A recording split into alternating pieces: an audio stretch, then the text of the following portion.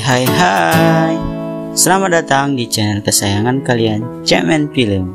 Halo coy, apa kabar? Aku tidak akan pernah bosan nih menanyakan kabar kalian, karena aku berharap kalian semuanya pada sehat, baik-baik saja, makin ganteng, panjang umur, dan makin sayang sama gua. Ya, maksudnya sama channel ini. Oke, kali ini aku akan bahas film yang sangat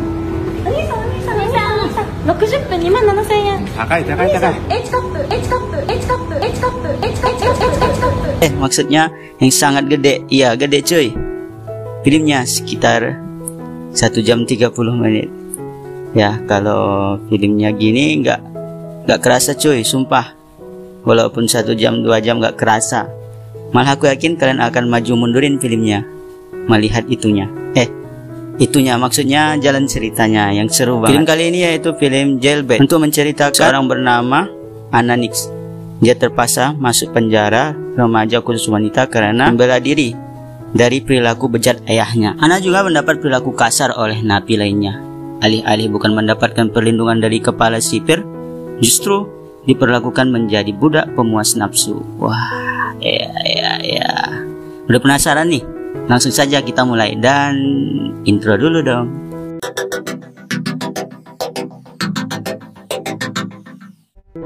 Di awal film kita akan dilihatkan seorang cewek cantik sedang bermain cello. Iya, gitar ukuran gede ya. Ana memainkan gedenya, maksudnya dengan celonya dengan syahdu. Namun terhenti dikarenakan ayah tirinya tiba-tiba datang dalam keadaan mabuk, minta adu mekanik. Ana berusaha membela diri dan tidak sengaja mendorong ayah tirinya itu hingga meninggoy karena tertusuk pot bunga yang ada di atas meja.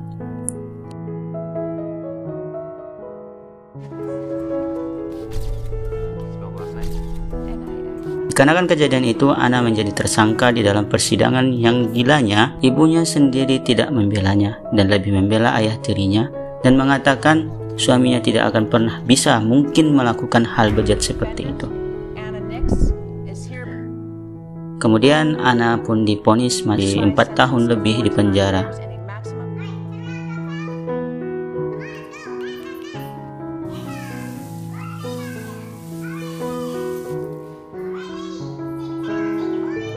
Scene pun berlanjut saat Ana berada di penjara. Terlihat bahwa penjara tersebut sangat ugal-ugalan.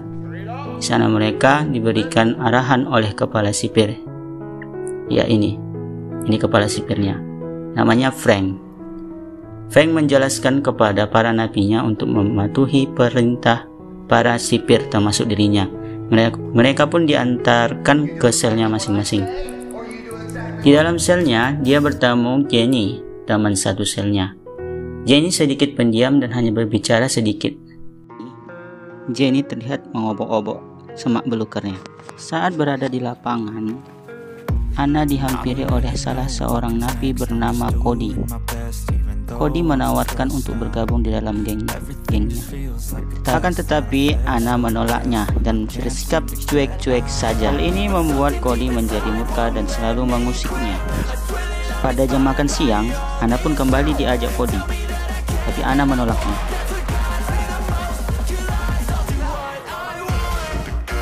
Dikarenakan penolakan tersebut, Ana pun dihajar oleh anggota Cody. Di dalam ruangan medis, ibu sipir menanyakan apa yang terjadi kepada Ana. Karena tidak mau mendapatkan masalah lebih besar, Ana lebih memilih untuk bungkam. Ana menanyakan kepada perawat bagaimana cara menghindari para napi-napi yang zalim tersebut. Akan tetapi ibu perawat mengungkapkan bahwa di sini merupakan tempat berkumpulnya para napi-napi yang kejam, dan jadi tidak ada cara untuk menghindari kecuali Ana melaporkannya kepada Frank, sang kepala supir. Dengan polosnya, Ana pun mengadukannya langsung kepada Frank di ruangan kepala sipir. Setelah bertemu dengan Frank, dia menunjukkan sikap yang sangat baik dan berwibawa. Akan tetapi endingnya dia mengatakan kepada Ana harus mengikuti semua perintah dan melakukan servis khusus untuk kepala naga si tua bangka tersebut. Dan Ana pun langsung menolaknya lalu pergi meninggalkan si tua bangka berhidung. Ana menangis ketakutan. Gary menanyakan apa yang terjadi kepadamu. Dan tetapi ujung-ujungnya ternyata Gary adalah seorang lesbiola dan langsung menenangkan Ana dengan cara melakukan gesek-gesek dandang yang ada di dalam diri mereka.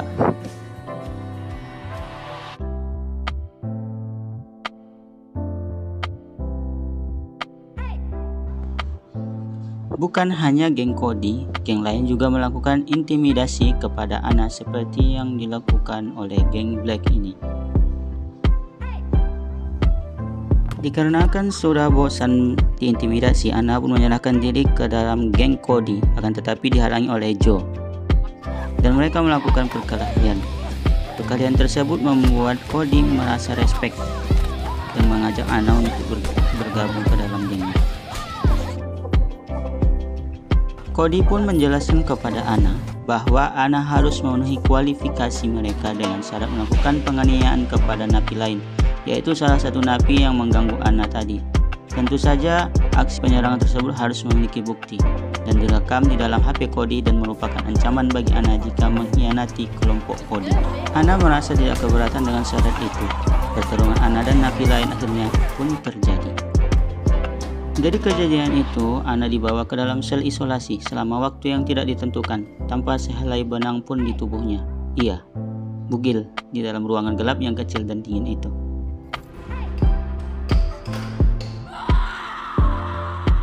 Dan dihadapkan kepada Frank, si kepala sipir. Di dalam ruangan kepala sipir, seekor Frank melancarkan aksinya kembali dengan mengancam Ana akan dimasukkan ke dalam sel isolasi kembali jika tidak mengikuti perintah Frank. Dikarenakan kondisi yang serba salah, Ana pasrah terjadi sehingga mengikuti perintah Frank untuk adu mekanik.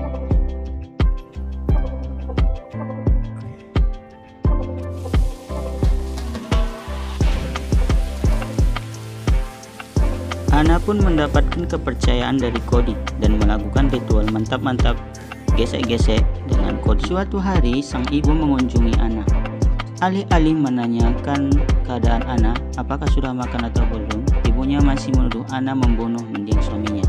Padahal Ana sudah menjelaskan bahwa ayah tirinya sering mabar secara paksa dengan Ana berulang-ulang kali. Ana sudah menjelaskan hingga bercucuran hujan bercampur badai, dan pertemuan ibu dan anak tersebut berakhir dengan pertengkaran. Ana menceritakan apa yang terjadi barusan kepada Cody. Ana merasa lebih nyaman bersama Cody daripada ibunya. Di tengah obrolan itu, tiba-tiba ada seorang kelompok geng hitam membawa pisau ingin menikam Ana. Nasib baik mereka menyadarinya dan memberi perlawanan. Hasil dari kejadian itu, Ana kembali berurusan dengan Frank. Alih-alih memberi hukuman, Ana lebih ditekankan untuk memilih untuk servis tongkat tua seekor Frank.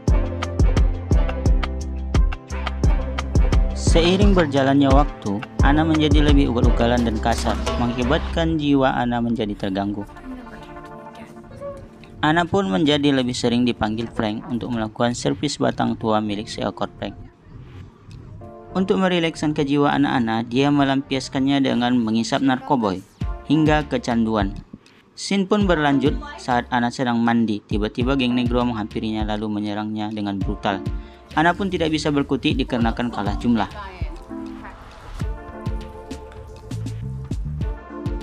Ana pun kembali mendapatkan perawatan di ruang medis. Perawat pun menunjukkan keprihatinannya atas kondisi yang menimpa Ana. Bukannya mendapatkan siraman rohani, Ana malah semakin menggila, menggunakan narkoboy, sampai mengalami gangguan penglihatan bahwa semua orang menghinanya. Dikarenakan pengaruh obat, Ana pun tidak sengaja menggores wajah dari Frank.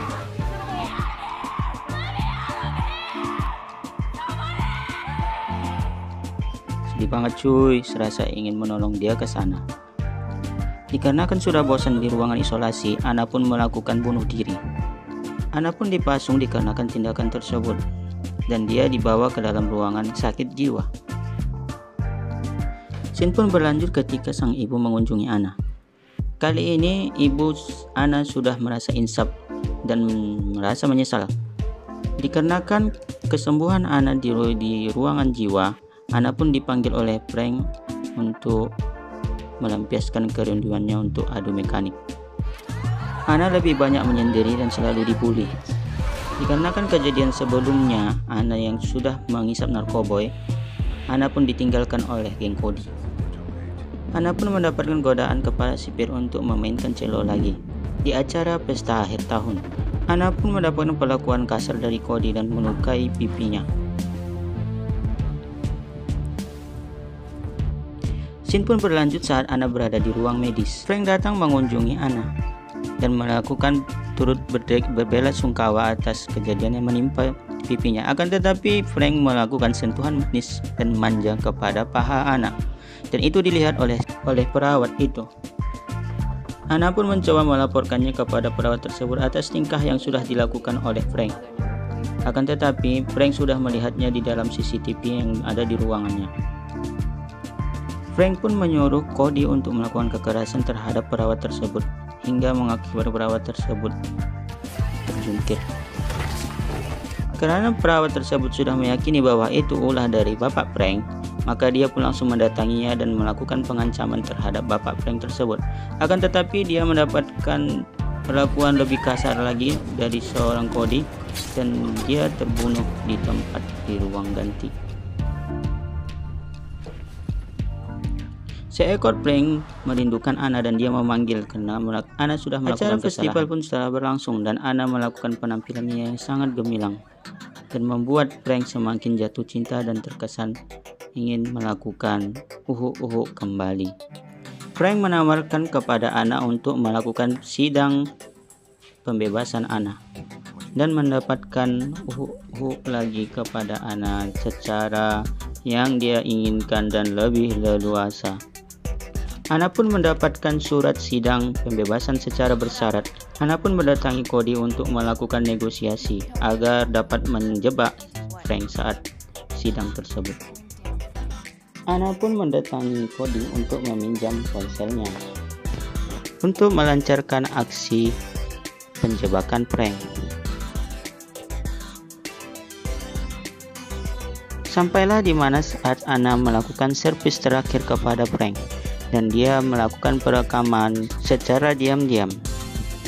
Sidang pun berlangsung dan benar bahwa Frank hanya melakukan penolakan terhadap pembebasan Anna. Anna pun tanpa basa-basi menunjukkan bukti bahwa perlakuan bejat Frank sudah sangat kelewatan.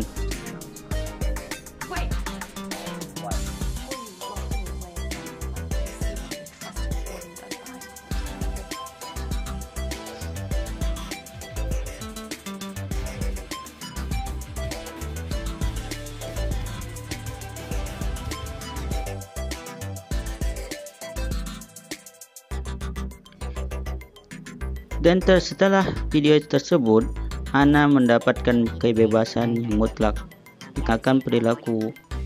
Anna pun berpamitan kepada Jenny.